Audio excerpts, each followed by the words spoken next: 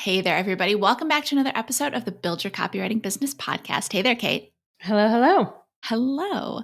Okay, guys, today we're actually going to expand upon something that we put out on social media and that was pretty popular. And we thought, you know what? This could be something that we could explain to people even a little bit more. And that thing is a day in the life of a copywriter.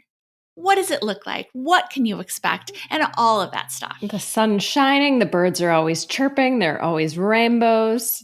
Exactly. It's like a Disney movie in real life. Yes. No. Well, obviously we'll talk about the reality of it. And we'll also talk about how it can be different, obviously, if you are on staff or if you are working freelance. Certainly that's going to be a big difference. But there are certain things that are going to be similar across the board, things that you will end up doing all the time, no matter what. And I should say too, full disclosure, I'm giving you what I have experienced in the past as a full-time copywriter, since you have probably figured out that I do spend a lot of my time running the business that teaches people to be full-time copywriters or part-time copywriters. And same for you too, right, Kate? Yeah, absolutely. And I think it is a good caveat in general. Bear with us, but know that it's going to vary based on you, your schedule, who you're working with, when you're working, how many hours you're working. There's so many variables which keeps it interesting, right? We can have very different days for all of us, and we can, to some extent, structure them how we want, which makes it really exciting. So it's going to be completely different from one person to the other. But to Nikki's point, there will be some commonalities. Yeah. So I guess a good place to start is just the beginning of the day, right? So for me, my best time is the beginning of the day, truly first thing in the morning. And sometimes I'll get up and have a cup of coffee and maybe, do a little, sometimes even a little meditating, if you can believe it, or a little bit of just kind of getting myself into the day. The New York Times mini crossword puzzle. Excellent little wordle here and there. But there will actually be times when, if it's a project that maybe I'm finding a little bit tricky or I need myself to be especially fresh, there will be times that I will get up and have a cup of coffee and first thing sit down and write that copy, because that fresh and creative part of the day is so valuable to me as a copywriter. Yeah. Whereas I feel like I ease into my day a little bit. I need like a good hour of doing tasks, but not anything that's super creative, not writing per se. I might do like an hour of admin type stuff, check my email, see if there are any important emails I need to get back to right away, particularly if it's, as a freelancer, if it's client emails who, prospective clients that you need to set up a meeting with, that sort of thing. I'll try to get that out of the way, just because I don't want that weighing on my head of like, are there people I need to get back to? Are there, what do I need to set in motion at the beginning of the day? And then I'll do my best to not check email until much, much later in the day. So twice a day, but not letting email dictate kind of my day, because it's very easy if you have the window up, Gmail, and then a little one shows up, and then you're like, oh, one, let me click it. And so shutting off notifications as well, so that you have a little bit more control of when you're looking at the things you want to look at. But I would say around 10 a.m. is when I would start my writing type of tasks and really deep creative work. And for me, I don't last super long at those type of tasks. I need a break. So I schedule breaks throughout my day to just get up and move and come back to my writing. And I'll probably stop at around 1-2 o'clock with super creative tasks, just because that's my worst time. I think that's a lot of people's worst time, that just like mid-afternoon lull in energy. Absolutely. Yeah, I completely agree that those morning hours for me, and we've always said it's really important to know when you're most creative, most focused. Yeah. I've met people who it's actually the middle of the afternoon, which is crazy to me. I cannot understand it, but I envy them a little bit, or even later at night. But yeah, I agree. Those peak hours, great for writing copy, also great for like writing pitches, not even necessarily sending them, not doing the research, but writing them to make sure that they're the best that they can be. And I agree, breaks are so important. I think that some people think that being a writer means sitting down at your desk and just writing nonstop for like 4 or 5 hours. And that's just, that sounds miserable to me. Just really, really. And I love writing, but that sounds miserable to me. Well, and I think all of us need that. I'm going to call it like gel time. We need ideas to like throw some stuff out on paper and then just sit on it for a bit, go for a walk, come back to it. And during those periods, your brain still might be thinking about these ideas, consciously or unconsciously. And so when you come back, you can kind of look at what you put out there and adjust as needed, or have maybe already some fresh ideas. Sometimes when I go for a walk, I'll email myself quite frequently and just be like, oh yeah, this. And then I'll think of something else and send another email, so that I have just this list of emails to kind of insert into my copy doc when I get back with ideas or thoughts or lines that I think might work. And to be honest, I get another creative burst of energy, honestly, like 4 or 5 o'clock. Like I should be wrapping up and I'm ready to like start closing my laptop. And then all of a sudden it's like this other burst of creative energy. So for me, I try to, feel less guilty about, getting creative going at 10 a.m. since I know that my day is going to extend into the evening hours. And so I think that can be a shift if you've been in the 9 to 5 world. I haven't been in the 9 to 5 world since like 2014, but it's still on some level just like baked into my mindset. So breaking free of that to say, no, I can give myself permission to work when it is best. Actually, that's what they say. All the books about following the circadian rhythm, they say that often people who have the early burst of energy will take that dip in the mid-afternoon, like that 2 to 4 range. I mean, I'm like staring at a brick wall at 2 o'clock, creative wise. But it will often come back up at, like you said, that like 4, 5, 6 o'clock range, which is very interesting. And you're right. The way that we have set up societies, it's like, oh, okay, now you're done and on to the next thing. Yeah. But it's all about making it work for you.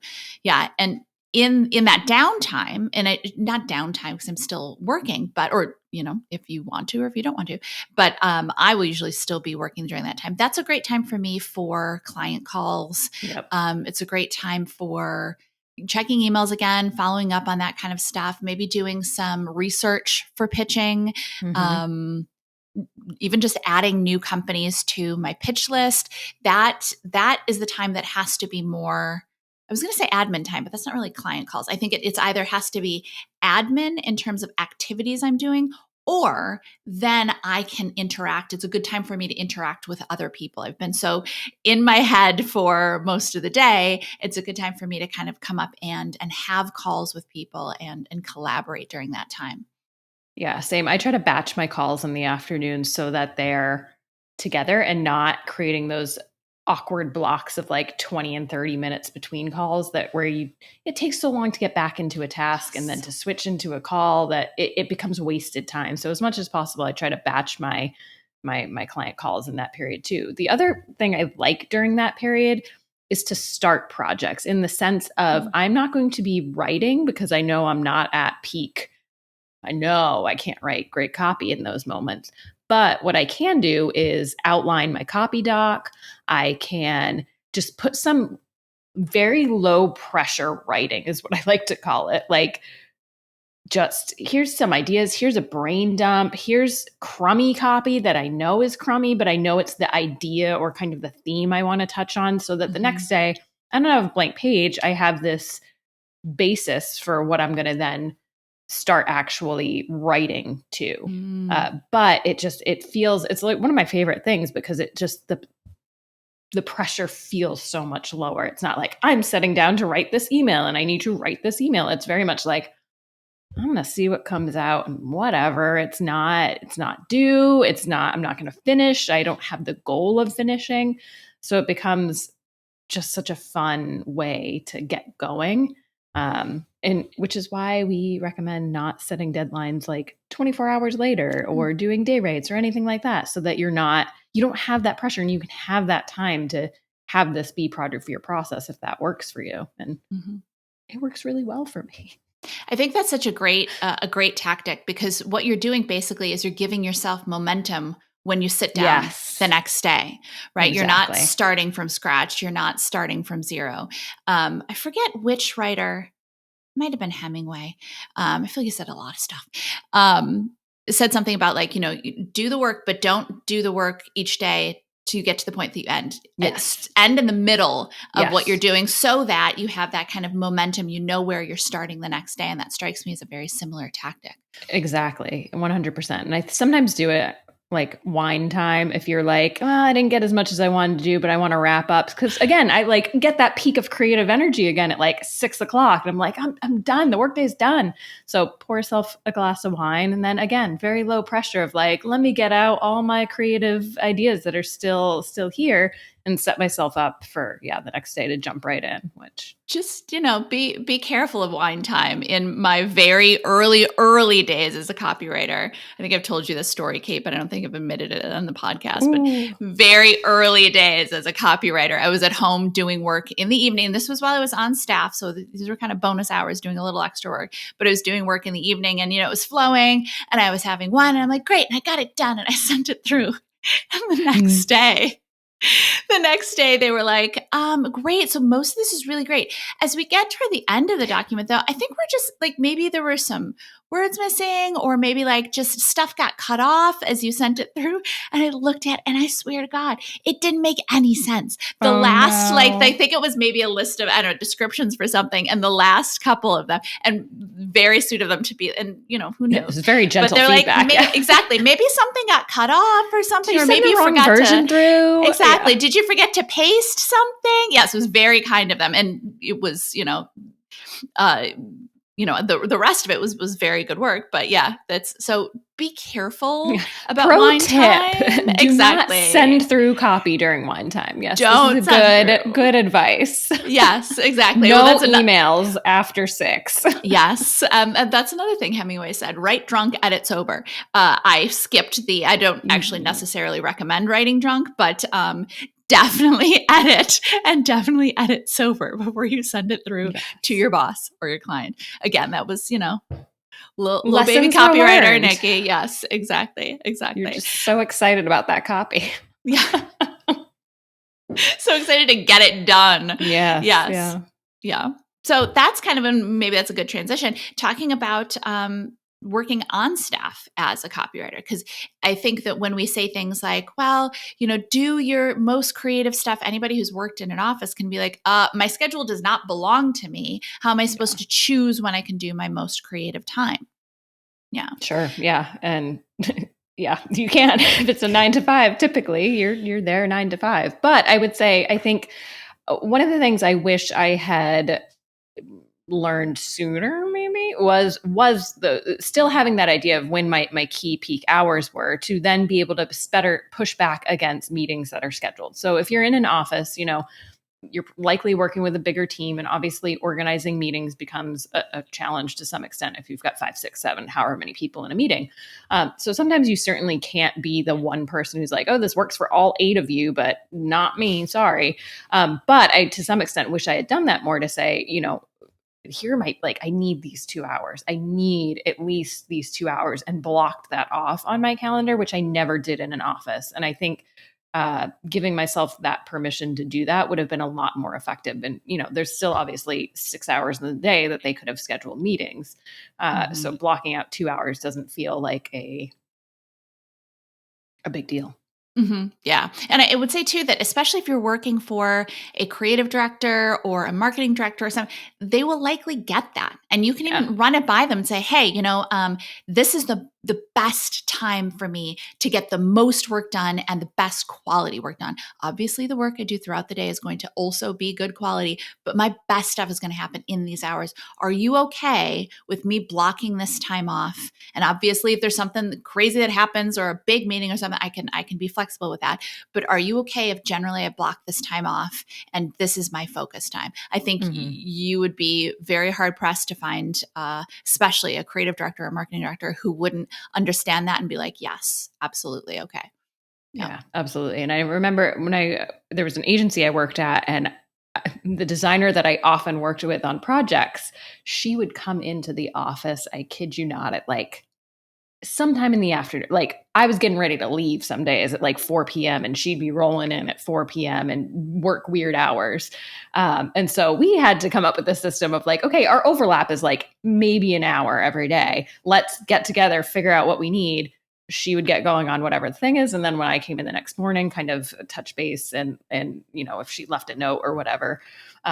And then again, regroup when we had that overlap. But you might, depending again on people and schedules, and that's very atypical, I feel like, but figuring out what other people, if you do have, a designer that you work with a lot, and if their hours are or their peak creative hours are a little bit different than you, finding a time to say, okay, let's get something recurring on the books in case we need it. Maybe we cancel this meeting if we don't need it, but at least it's blocked off on both of our schedules where we know that this kind of time period works for both of us.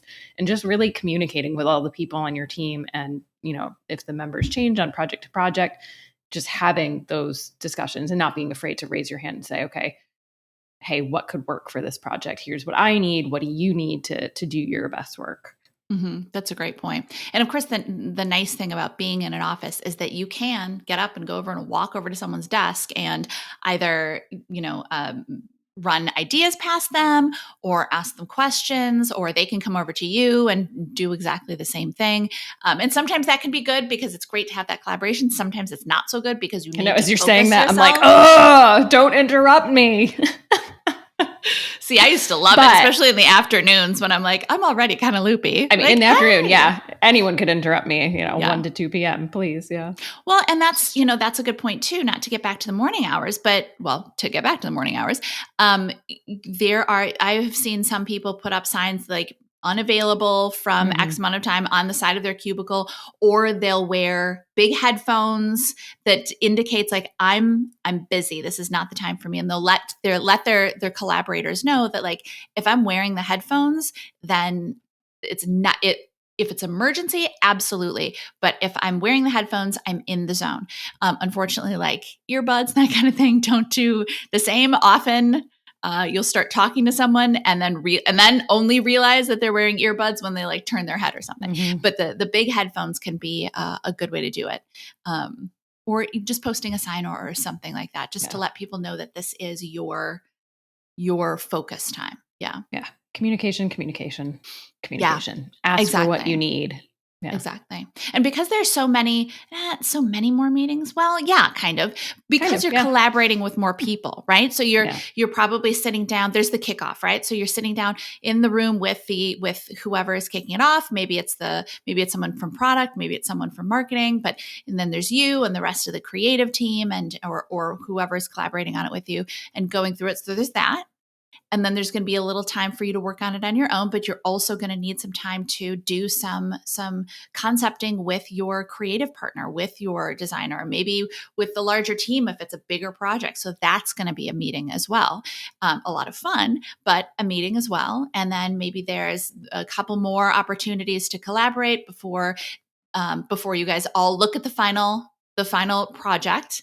And then once everybody in the creative team is like, all right, we're good with this, then you're going to the creative review and you're presenting it. And there's generally often going to be feedback, so some tweaks to make, and then taking it into another creative review.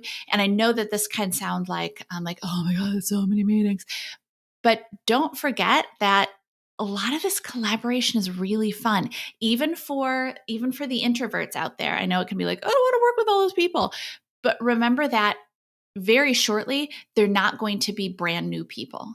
They're going to be people that you collaborate with closely and regularly. And there still will be opportunities to have your focus time, to sit apart from everybody, all that kind of thing, to get your energy back.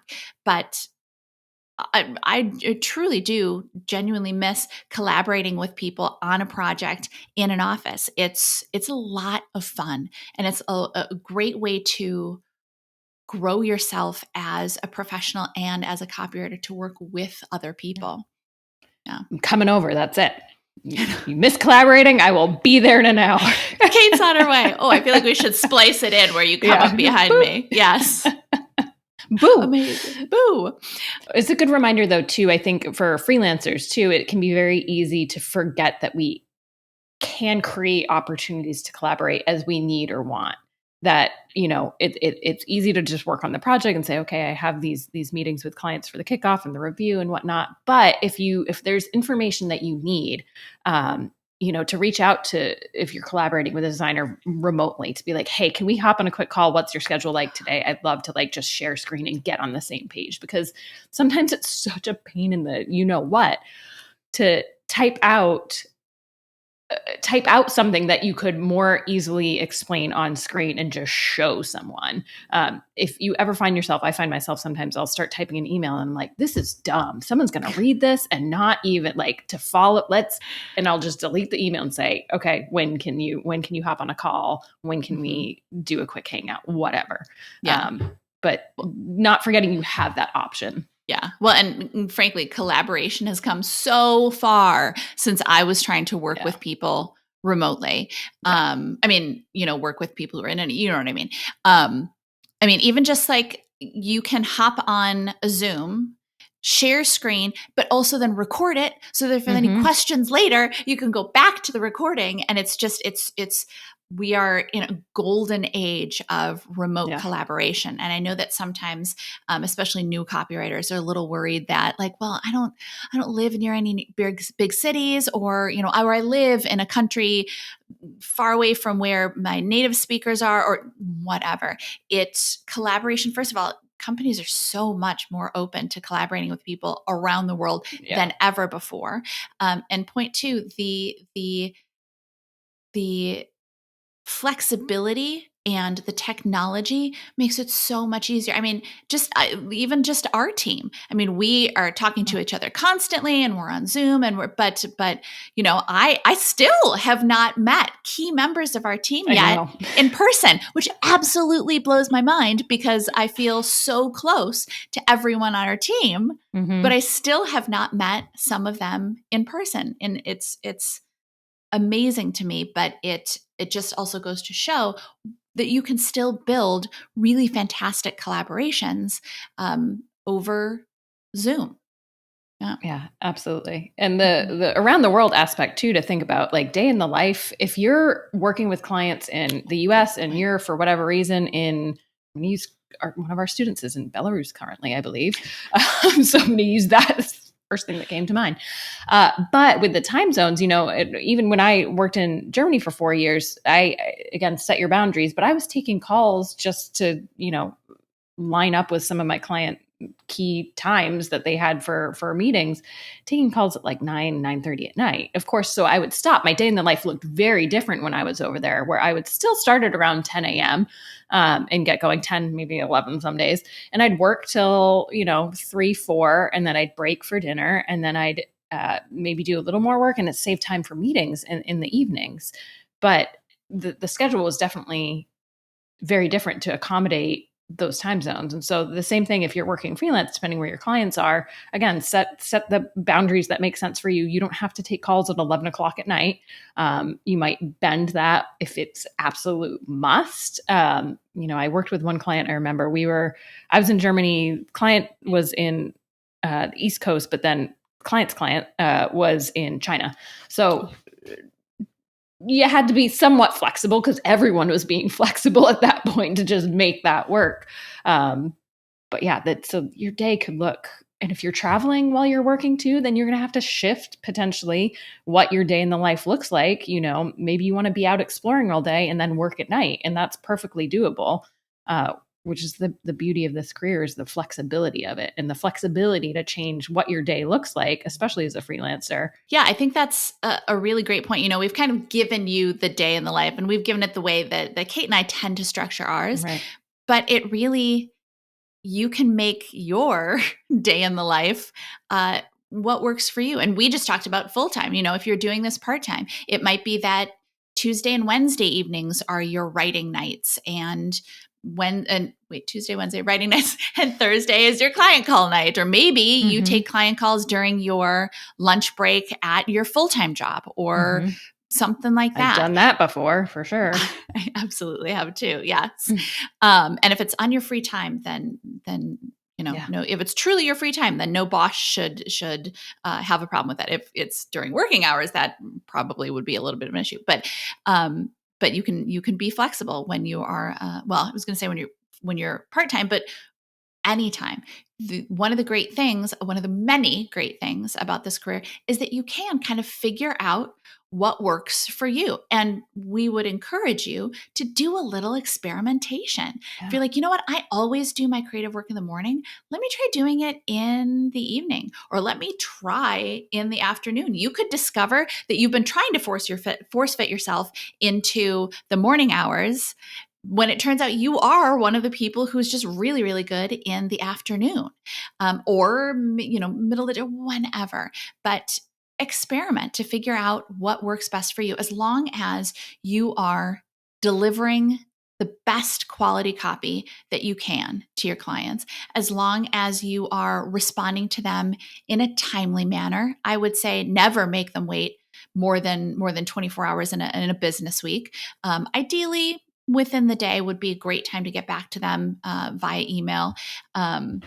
Obviously, weekends, take your weekends. Yes, exactly. And if they email you at 4:00 with all kinds of stuff, then you can save it for the next day. Yeah. Or you can always draft it and then send it the next day. Exactly. Yes. But you get to decide how this shakes out for you. And you get to decide, do you want to work from your house? If you're a freelancer, of course, do you want to work from your house, or do you want to work from a coffee shop, or do you want to get one of those, co-working spaces, or do you want to start your day at your house and then in the afternoon go work from, if it's a nice day, go work from the park or go work from somewhere else, or Kate and I turned my Wednesdays. Yeah. The hotel lobby. I was in one on Monday. It was very nice. They gave me Wi-Fi, even though I wasn't staying there. They handed me a water bottle. I picked a very nice hotel. Pick nice hotels that you might not actually stay at, but can work from their beautiful lobbies that are totally underutilized. I think we should make you a bingo card of hotel lobbies in Boston. Love this idea, actually. Yes, we're doing this. But the point is that you can craft your day as a copywriter to be what works for you and where it works from you, whether it's the lobby of the Intercontinental or whether it's Belarus or Germany or any of the number of places that I've gone. As long as you got Wi-Fi and your computer's working, and you can talk to your clients, you should be good to go. Good to go. And you can do it different things on different days. I try to, we make no meetings day on our Wednesdays at our company. And so Wednesday is typically when I would go work at a hotel lobby or something like that to do something different, because I know it's, there are no meetings. And then Fridays, I like to start my day like getting a coffee out of the house and then come, like a treat. So you can do different things on different days just to keep it exciting and interesting and not boring. We didn't get into this to be bored. So yes. Yeah. I think that's a great point. If you are looking at your days and going, ugh, or if there's anything that is, which is not to say that copywriting isn't always a perfect job. It's not, there are absolutely going to be days where it's a dream. And then there are other days where it's just going to be like, oh, this feels like a job. Well, yeah, it is. In fairness. It is. In fairness, it's not always going to be rainbows and butterflies. But if you're looking at your schedule and you're like, oh, more often than not, then give yourself the opportunity to switch things up, switch up your schedule, switch up where you're working, maybe even evaluate who you're working with. Is it, when you look at your schedule, do certain client calls make you just groan? And other ones you're like, oh, I love them, I can't wait for that call. But oh, that one. Maybe it's an opportunity to switch up the clients that you're working with. Let some go, bring some new ones in. But I think part of what's so cool is that we get to have control over our experience, over where we work, when we work, how we work, who we work for, how much we charge, all of that. So if any of that is not working for you, make some changes. Make it so it does work for you and that you're happy, because you did not change careers to get into something that is a disappointment again. It should be something that the majority of the days, if not the vast majority of the days, you're excited to dig into, and that you're happy and proud to do the work. Yeah. Okay, so our homework for you is maybe do a little bit of thinking about what your ideal day as a copywriter looks like. How Make a would bingo you card for yourself. make a bingo card? That's my homework. I do love that for you. But how would you schedule that out? How would that look for you? And then once you've done that for a couple of days, maybe a couple of weeks, where are there places that you could change it, tweak it, improve it? Because it's all about living the best lives that we can and feeling as fulfilled as we can while doing amazing work and helping our clients. So with that, we will catch you guys in the next episode. Bye, everybody. Like what you heard? Hit subscribe so you never miss a video. And if you're ready to take the first step toward becoming a copywriter yourself, sign up for a free video training right here.